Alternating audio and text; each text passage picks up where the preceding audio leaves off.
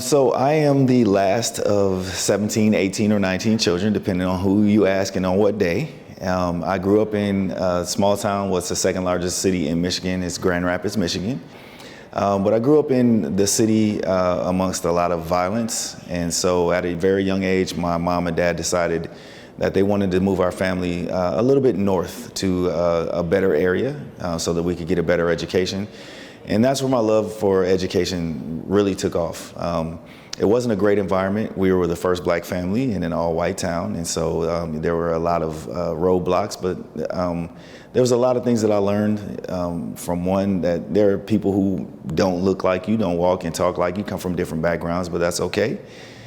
Because I was embraced by a lot of people in that community through sports and through school.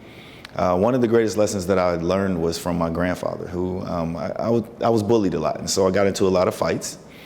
And my grandfather said that you can't beat everyone with these, but you can beat anyone with this. And so I took that and I ran with it. And I was a straight A student from the time I started school in kindergarten all the way through the 10th grade, where I met girls. I discovered what girls were. And so learning and trying to build on myself as a teenager. Unfortunately, but fortunately, I had a child at the age of 16.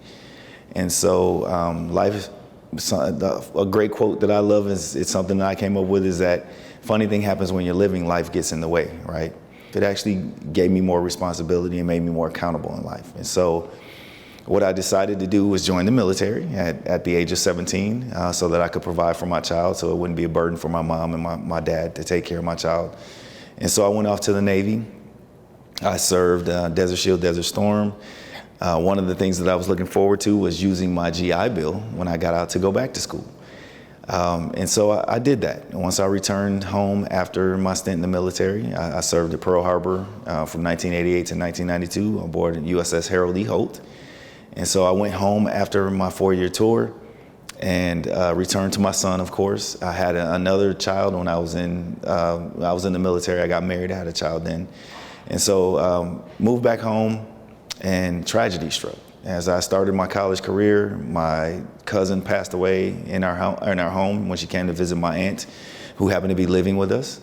A month later, my dad passed away. A few months later, my grandfather passed away. A couple months after that, my niece and her little brothers were burned up in a fire. They passed away. And then my mom, 7 months after my dad. And so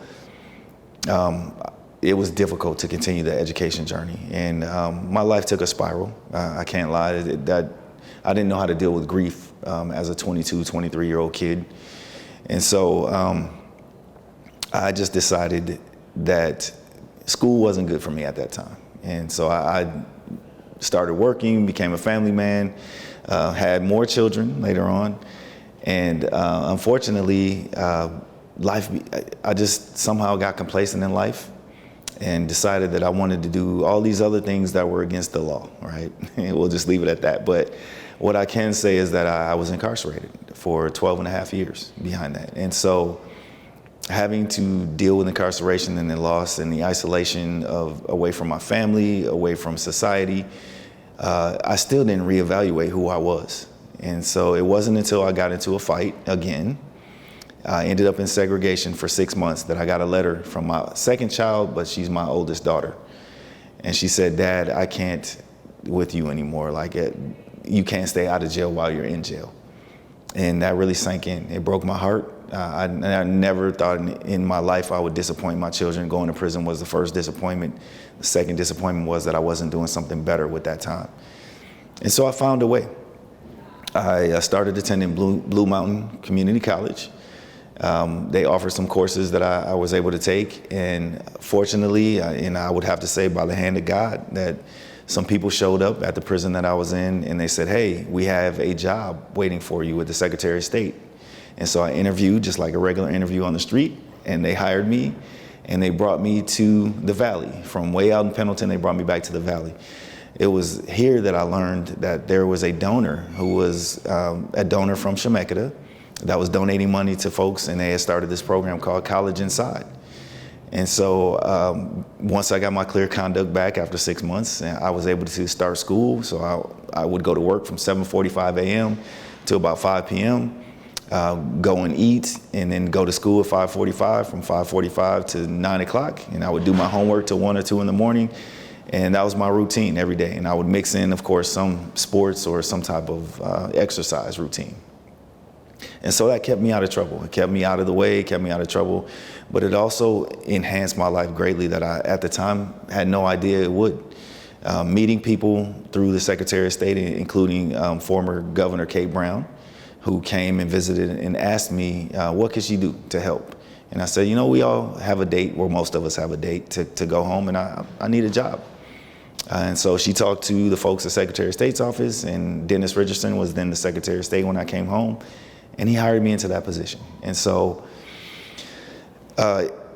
going to school, while I was going to school and doing the college inside thing, I became a tutor because I wanted to give back to my community. That's where it really started, was on the inside. And so I was just able to put my life back together, and I had this vision of me being in a greater, just being able to reach out to other people and to just use my platform and talk and help other people. And so that's a big reason why I'm here today, is because of all those things that I went through, but especially for my daughter who sent that letter. And it gave me the incentive to do better in life.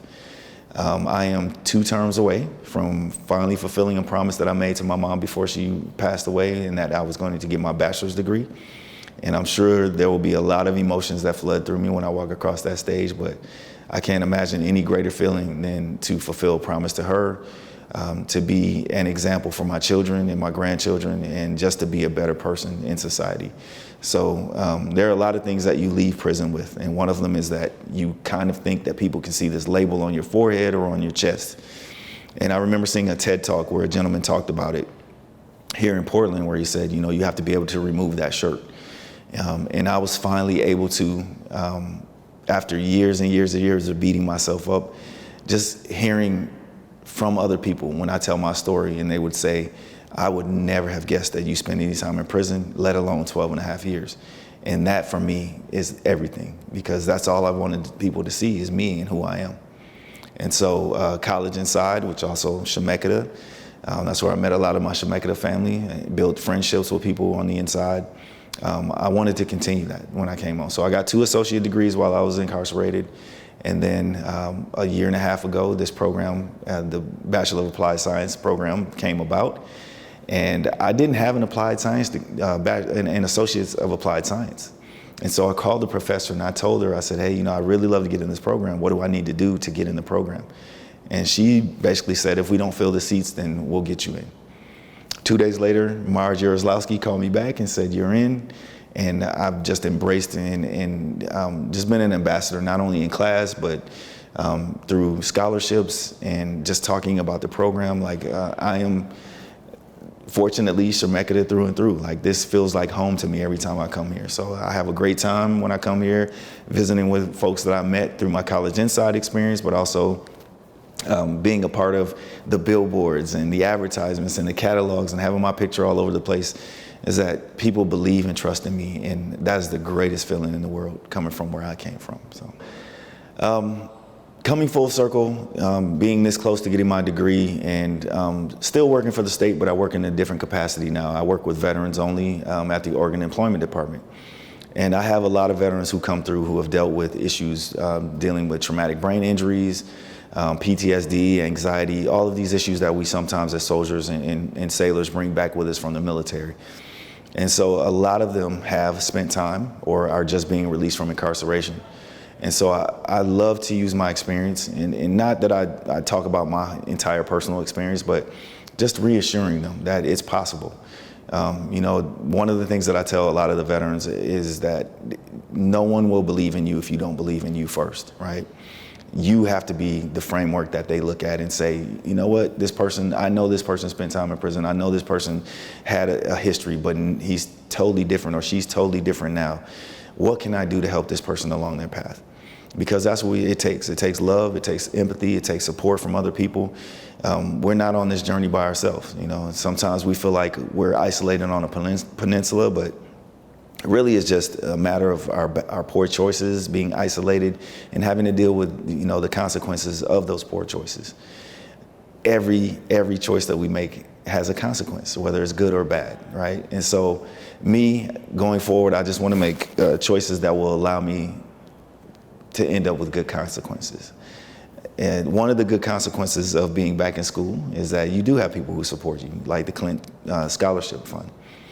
For me, even though I work for the state, I make pretty good money, but I have a life to pay bills and I have all this other stuff going on. So when I applied for these scholarships, I wasn't thinking that I would get like 2 or 3 of them. I was hoping that I would get one. And when I got the Clint Scholarship, it was a surprise to me, and it's just been amazing to know that people care enough to donate, they want to give back, they want to make sure that students that are coming through get their education like myself, even at this late of age. And so I want to do the same for people. I want to make sure that I'm giving back in some type of way. And I think by making this video, by being here at Chemeketa, by sharing my story, I think that's inspirational in and of itself, but I actually like to meet people. I'm not a person who's, hey, how are you doing? And I don't really care about your day. If I ask you how you're doing, it's because I really want to know. And so thank you to the folks at the Clint Scholarship.